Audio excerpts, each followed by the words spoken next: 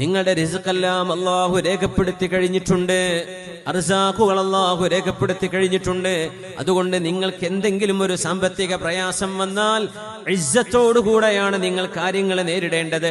നിങ്ങൾ ആരും നിങ്ങളുടെ അഭിമാനം പണയം വെച്ച് ഒരാളുടെ മുമ്പിലും നിന്ദ്യത കാണിച്ചു കൊടുക്കരുതേ. പൈസ ഇല്ല എന്നുള്ള കുഴപ്പമില്ലേ നിങ്ങളുടെ കയ്യിലുള്ളൂ? കാശില്ല എന്നൊരു ബുദ്ധിമുട്ടല്ലേ നിങ്ങൾക്ക് വന്നിട്ടുള്ളൂ?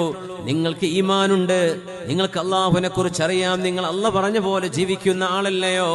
അങ്ങനത്തെ ഒരാളിന്ന് പൈസ വാങ്ങിക്കാൻ വേണ്ടി ഞാനൊരു ഏതോ പച്ചപ്പാവമാണ് എന്ന രീതിയിലൊന്നും നിൽക്കേണ്ടതില്ല.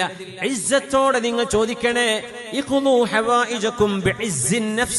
നിങ്ങൾ അഭിമാനത്തോടുകൂടെയാണ് നിങ്ങളുടെ കാര്യങ്ങൾ നിർവഹിക്കാൻ ചെല്ലേണ്ടത്. ഒരാളോട് ഒരു ഓഫീസിൽ ചെല്ലുന്നു, ഒരാളെ കാണുന്നു, ഒരാളോട് സംസാരിക്കുന്നു, നിങ്ങൾ ന്യായമായ കാര്യമല്ലേ ചോദിക്കുന്നത്?